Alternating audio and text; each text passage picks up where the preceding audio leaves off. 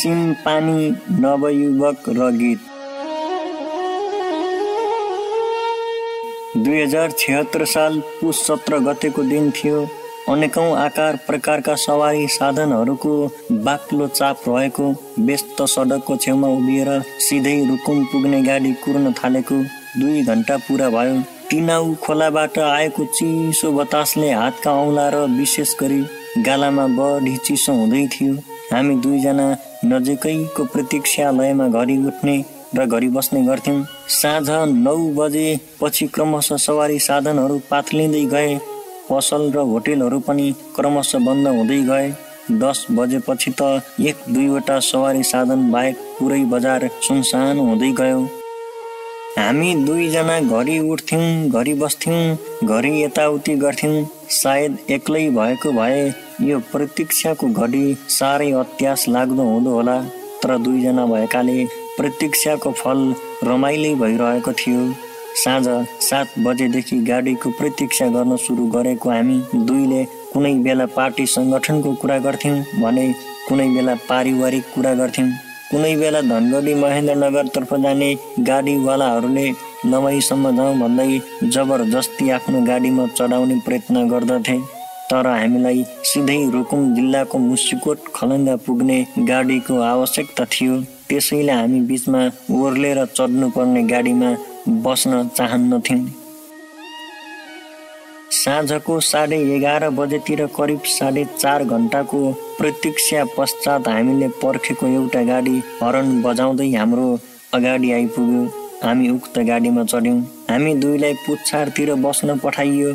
मेरो साथी पुच्छारकै सिटमा बस्नुभयो। पुच्छार भन्दा 1 कदम अगाडिको एउटा सिटमा।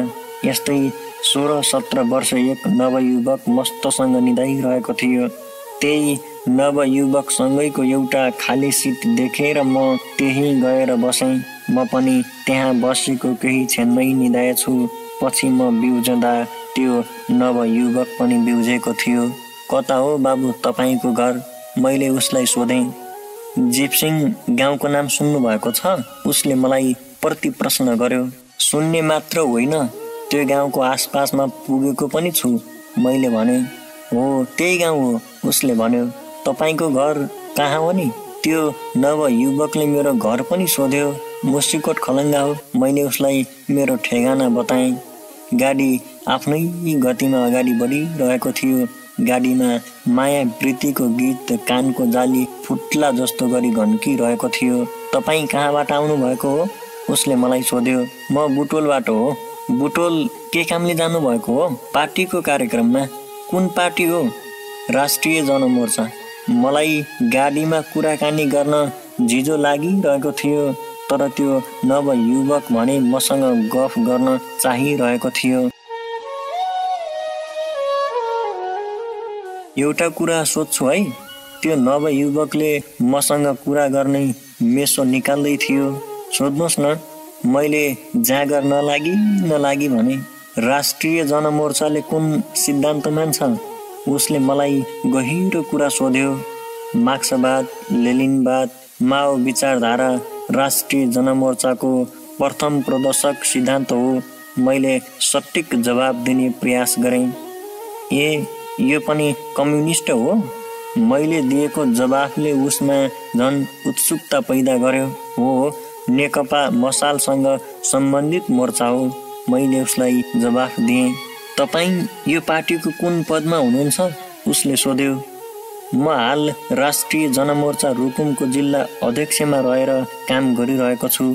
त्यो नवयुवकले मलाई मेरो बारेमा धेरै सोधिसकेपछि मलाई पनि उसको बारेमा केही कुरा सोध्न मन लाग्यो र सोधेँ, तपाईँ काठमाडौँ किन जानुभएको हो? म त्यतै 11मा पढ्छु। कुन विषय पढ्नुहुन्छ? साइन्स। कोठा गरेर बस्नुहुन्छ कि होस्टेलमा? होस्टेलमा बस्छु। होस्टेलमा बस्ने भए त महँगो होला। खासै महँगो छैन। महिनामा 5,000 मात्रै तिर्छु। यस्तो सहुलियतको होस्टेल कसरी पाउनु भयो? क्रिस्टियनले चलाएको होस्टेल हो। त्यो नवयुवकको कुराले म गम्भीर बने। वास्तवमा क्रिस्टियन एउटा धर्मको नाम हो। यो धर्म नेपालमा पहिला थिएन। यो धर्म सुरुमा कुनै नेपालीले मान्दैनथे। हाम्रै पालादेखि मात्रै यो धर्मले नेपालमा प्रवेश पाएको हो। पवित्र भावनाका साथ कुनै पनि नेपालीले कुनै पनि धर्म मान्ने स्वतन्त्रता छ। धर्म निरपेक्षताको सिद्धान्त पनि यही हो। तर धर्मको नाममा कसैले आफ्नो स्वार्थ पूर्ति गर्ने षड्यन्त्र गर्न चाहन्छ भने यसमा राज्य मात्रै होइन, हरेक नागरिक सजग हुनुपर्दछ।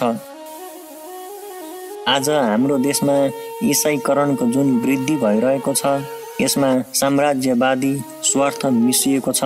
अरू धर्महरूभन्दा चिल्ला र गुलिया भ्रम खडा गरेर गरिब, दलित तथा उपेक्षित वर्गभित्र घुसेर नेपालको मौलिक कला, संस्कृति तथा राजनीतिलाई प्रभाव पारेर साम्राज्यवादले आफ्नो स्वार्थ अनुकूलको संस्कृति तथा राजनीति विस्तार गर्दैछ। आज मसँगैको सिटमा बसिरहेको यो कलकलाउँदो नवयुवक सहुलियतको होस्टेलमा बसेर पढ्न पाउने नाममा बिस्तारै इसाई धर्मको संसर्गमा पुगेको कुरा पनि इसाई धर्म विस्तारको एउटा प्रतिनिधि उदाहरण हो। हामी चढेको गाडी आफ्नै गतिमा अगाडि बढ्दै थियो। त्यो नवयुवकले सुनौ लाग्ने गरी आफ्नो बारेमा कुराहरू बताउँदै गयो। मेरो बुवाले माओवादी पार्टीमा सारा पसिना बगाउनु भयो। माओवादी पार्टीको कार्यक्रम हुँदा मिसमा खट्ने बुवा नै हुनुहुन्थ्यो। रात दिन नभनी पार्टीको लागि खुबसित खट्नुहुन्थ्यो। कुनै पनि चुनावमा पार्टीलाई जिताउनमा मेरो बुवाले ठुलो भूमिका खेल्नुहुन्थ्यो। म स्वयं पनि गाउँको स्कुलमा माओवादीको विद्यार्थी सङ्गठनमा सक्रिय रहेर काम गरेँ। हाम्रो स्कुलको जान्ने विद्यार्थीहरू मध्ये म पनि एक हुँ। पछि बुवा कालगतिले मर्नुभयो। बुवा मरेपछि पढ्नको लागि मलाई खर्चको ठुलो अभाव भयो। माओवादी पार्टीमा योगदान दिएको नाताले पार्टीमा सहयोगको लागि म आफैले कुरा राखेँ। तर पार्टीले कुनै वास्ता गरेन। पार्टीमा टाठाबाठा नेता भएर काम गर्नेहरू र उनीहरूका परिवारले सबै अवसर हात पार्दै गए।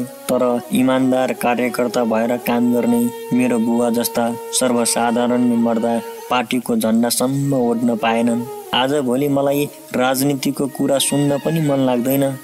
अब त म जसरी पनि पढ्नु छ, म कसरी पढिरहेको छु भन्ने कुरा त म र मेरो परिवारलाई बाहेक अरूलाई के थाहा। अब त जुन पार्टीले सहयोग गर्छ त्यतै लाग्ने हो। मैले उसको कुरा सुन्दै रहेँ। कुरै कुरामा उसले पार्टीका धेरै कुरा सोध्यो। मैले पनि उसले सोधे जति सबै प्रश्नको उत्तर दिइरहेँ। राजनीतिमा भएका विकृति विसङ्गतिको बारेमा मैले उसलाई प्रशस्तै कुरा सुनाएँ। पहुँच हुनेहरूले सबै अवसर हात पारिरहेको र पहुँच नहुनेहरूले हरेक अवसरबाट वञ्चित हुँदै गएको सन्दर्भमा कुरा गर्दै गर्दा त्यो नवयुवकले मलाई बिचैमा रोकेर प्रश्न गर्यो, राष्ट्रिय जनमोर्चाका अध्यक्ष चित्रबहादुर केसीको पहुँच के कस्तो छ सर? उसको यो सोधाइले म अलि अलमलमा परेँ। पछि मैले उसलाई विस्तारपूर्वक भने, चित्रबहादुर केसी एक सरल, इमान्दार र सिद्धान्तनिष्ठ नेता हुन्। आफ्नो पद र राजनीतिलाई दुरुपयोग गरेर भनसुनको खेलमा लाग्ने, सोर्स फोर्स प्रयोग गरेर कसैको कुरा मिलाइदिने, जागिर खुवाइदिने, कुनै अवसर दिलाइदिने जस्ता निकृष्ट कार्य उनीबाट सम्भव छैन। यस्ता भ्रष्ट आचरण विरुद्धको सङ्घर्षमा नै उनको जीवन बितेको छ। केही पाउनका लागि वा आफ्नो स्वार्थ पूर्तिका लागि राजनैतिक पार्टीमा लाग्ने होइन। राजनीतिक पार्टीमा लाग्ने भनेको त देश र समाजको सेवा गर्नका लागि हो, जनताको मुक्ति र क्रान्तिका लागि हो। चित्रबहादुर केसीले जीवनभर मानिसहरूलाई यही सिकाउँदै आएका छन्। यही सिकेर म पनि पार्टीमा काम गरिरहेको छु। यही आदर्शमा रहेर मैले पार्टीमा काम गर्न थालेको पनि 25-30 वर्ष हुन थालिसक्यो। तर मैले पार्टी र पार्टीका नेताको सोर्स फोर्स लगाएर जीवनमा आफ्नो निजी काम कहिल्यै गरेको छैन। कसैले आफ्नो निजी कामको लागि सोर्स फोर्सको कुरा गर्दा मलाई घृणा लागेर आउँछ। हामीले आफ्नो योग्यता क्षमताको विकास गरेर अगाडि बढ्ने हो। सोर्स फोर्सकै कुराबाट विकृति सुरु हुन थाल्छ। हाम्रो पार्टी राष्ट्रिय जनमोर्चाले यस्तो विकृति विसङ्गतिको विरुद्ध निरन्तर चेतना जगाउँदै आएको छ। मैले त्यो नवयुवकलाई निकै बेर आफ्ना कुरा सुनाइरहेँ। त्यो नवयुवकले पनि मेरा कुरा ध्यान दिएर सुन्दै थियो। यस्तैमा गाडीभित्र चर्को आवाजमा अर्को लोकगीत गुन्जियो। गीतको गुन्जनले त्यो नवयुवक र मेरो बीचको कुराकानीमा आघात पुर्यायो। गीतको गुन्जनसँगै हामीले हाम्रो कुराकानी बन्द गर्यौं। गाडीमा कुनै बेला हिन्दी गीत बस्थ्यो, कुनै बेला पप र आधुनिक गीत बस्थ्यो। अधिकांश समय केटा र केटी बीच चल्ने माया प्रीतिका गीत नै बजिरहे। हाम्रो नेपालमा गाडीहरूमा बजाइने र सुनाइने गीतहरू प्राय यस्तै हुन्छन्। कहिलेकाहीँ मनोरञ्जनका लागि सुन्नु परे तापनि मलाई यस्ता गीतहरूप्रति खासै अनुराग हुँदैन। कहिलेकाहीँ आक्कल झुक्कलमा बाहेक मलाई मनपर्ने गीतहरू गाडीमा खासै बज्ने गर्दैनन्। परिवर्तित युग अनुरूप देश निकै अगाडि बढेको छ, अर्थात् देश गणतन्त्रको युगमा छ। तर हाम्रा गाडीहरूमा बज्ने गीत सङ्गीतहरूले गणतन्त्रको युगलाई भेट्न सकेका छैनन्। यी गीतहरूले कि त उही पुरानै संस्कार संस्कृतिलाई मलजल गरिरहेका हुन्छन्, कि त पाश्चात्य संस्कृतिको अनुकरण गरिरहेका हुन्छन्। वास्तवमा यिनै गीत सङ्गीत सुन्दा सुन्दा नेपाली समाज पछाडि परेको छ। नेपाली जनता गतिशील बन्न सकिरहेका छैनन्। सानैदेखि मान्छेले जस्तो गीत सङ्गीत सुन्दै आउँछ, ठुलो हुँदासम्म उसको दिमागमा त्यसको गहिरो छाप परेको हुन्छ र उसले सुन्दै आएको गीत सङ्गीत अनुरूप उसले आचरण गर्न थाल्दछ। गीत सङ्गीत समाजलाई शिक्षा दिने सजिलो माध्यम हो, तर हाम्रो गाडीहरूमा बज्ने गीत सङ्गीतले समाजलाई खासै राम्रो शिक्षा दिइरहेका छैनन्। सधैँ झैँ आजको यस गाडीमा पनि यस्तै निरसिलो गीत सुन्दा सुन्दा वाक्क भइसकेको थिएँ। गाडीको यात्रा यस्तै त हो नि, घरि निदाउने र घरि बिउझने भइरहन्छ। म फेरि निदाछु। बिउझँदा त्यो नवयुवक सिटमा थिएन, ऊ कति बेला झरिसकेछ।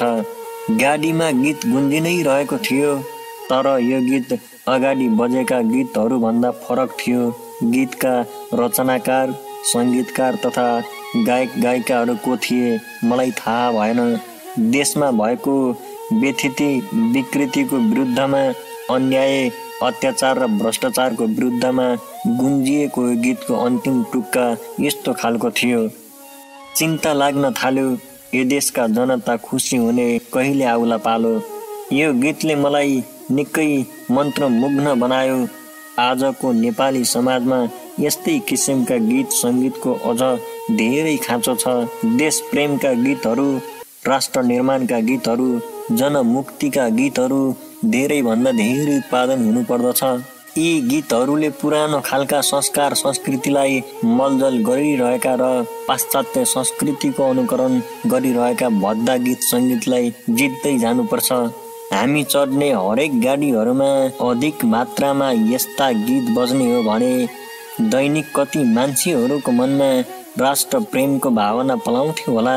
कति मान्छेहरूले देश निर्माण र जनमुक्तिको शिक्षा प्राप्त गर्थे होलान्, अनि कति मान्छेहरू नैतिकवान र सदाचारी हुन्थे होला।